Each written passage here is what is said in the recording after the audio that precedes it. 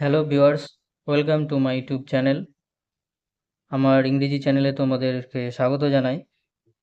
তো আমি আরেকটি ভিডিও নিয়ে চলে এসেছি, সেটা হলো parts of speech. Part of speech মানে বলতে গেলে আমাদের শরীরে যেমন বিভিন্ন অঙ্গ প্রত্যঙ্গ আছে, যেমন ধরে নাও চোখ, কান, নাক, জিহ্বা, হাত, পা। এগুলোর কিন্তু আলাদা আলাদা বৈশিষ্ট্য। এগুলো আমাদের সমস্ত কিছু ঠিক আছে বলে আমরা সুস্থ শরীরে আছি। তেমনি ইংরেজি শিখতে গেলে ইংরেজির মাধ্যমের কয়েকটি পার্ট অফ স্পিচ তোমাদেরকে জানতে হবে, শিখতে হবে।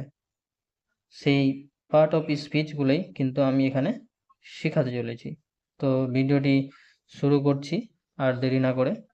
তো পার্ট অফ স্পিচের সাধারণত ৮টি ভাগ তোমরা এখানে দেখতে পাচ্ছ, আমি লিখে রেখেছি, চাইলে তোমরা নোট ডাউন করতে পারো। তো প্রথমে আসছি নাউন। নাউন মানে হলো বিশেষ্য, তোমরা এখানে দেখতে পাচ্ছ। তারপরে হলো প্রোনাউন।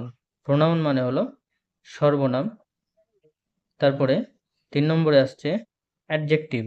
অ্যাডজেক্টিভ মানে হলো নাম বিশেষণ। ৪ নম্বরে আসছে ভার্ব। ভার্ব মানে হলো ক্রিয়া। ৫ নম্বরে আসছে অ্যাডভার্ব। অ্যাডভার্ব মানে হলো ক্রিয়া বিশেষণ।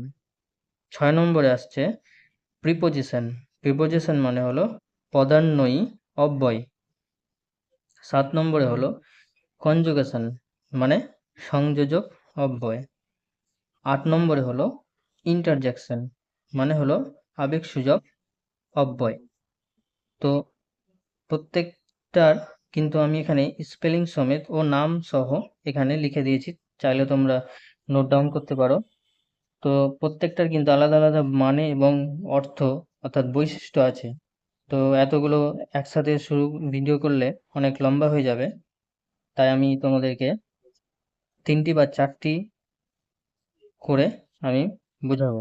তো প্রথমে শুরু করছি নাউন। নাউন নাউন মানে হলো, নাউন বলতে আমরা বুঝবো নাম, অর্থাৎ আমাদের চোখের সামনে আমরা যা দেখতে পাই, যেটা নাম ধরে আমরা ডাকবো, সেটাই কিন্তু ইংরেজিতে তাকে নাউন বলে। নাউন বলতে আমরা সেগুলোই বুঝবো। যেমন কোন একটি ব্যক্তির নাম, তোমরা এখানে দেখতে পাচ্ছ রহিম, RAHIM, রহিম। কোন একটি স্থানের নাম কলকাতা। কোন একটি ধর্মগ্রন্থের নাম গীতা। এই সমস্ত কিছু কিন্তু আমরা নাউনের মধ্যে পড়ে। এই সমস্ত কিছু নাউন আমরা বলবো। নেক্সট হচ্ছে প্রোনাউন। প্রোনাউন প্রোনাউন মানে হলো সর্বনাম। তো বারবার একই নাম না প্রয়োগ করে আমরা নামের পরিবর্তে যে ওয়ার্ডটা আমরা ব্যবহার করব, অর্থাৎ যে শব্দটা আমরা ব্যবহার করব, সেটা হলো প্রোনাউন। যেমন হি, সি, দে। হি মানে সে, সি মানেও সে। এখানে হি ছেলেদের ক্ষেত্রে বোঝায়, পুরুষদের ক্ষেত্রে। আর সি মানে মহিলাদের ক্ষেত্রে বোঝায়। দে মানে হলো তাহারা।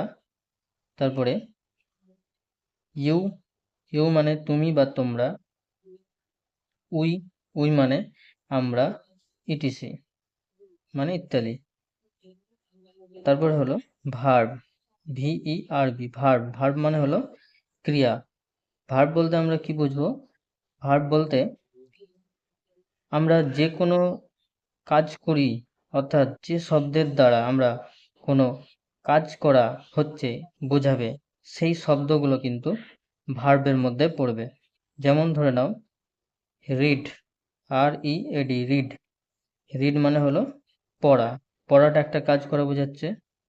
তারপরে রাইট, WRITE, রাইট। রাইট মানে হলো লেখা। তারপরে সিং, সিং মানে হলো গান করা। তারপরে গো, গো মানে হলো যাওয়া। তো এই সমস্ত ওয়ার্ডগুলো দিয়ে কিন্তু কাজ করা বোঝাচ্ছে, তাই এটি হলো ভার্ব। আরও আছে অনেক, যেমন প্লে, প্লে মানে খেলা ইত্যাদি। তো এই সমস্ত শব্দগুলো হলো ভার্ব। তাহলে আমি এই 3টি পার্ট অফ স্পিচ নিয়েই এই ভিডিওটি শেষ করলাম। পরেরটি আবার খুব শীঘ্রই ভিডিও নিয়ে চলে আসব। তো চাইলে তোমরা নোট ডাউন করতে পারো। আর ভিডিওটি কেমন লাগলো অবশ্যই লাইক করবে, কমেন্ট করে জানাবে।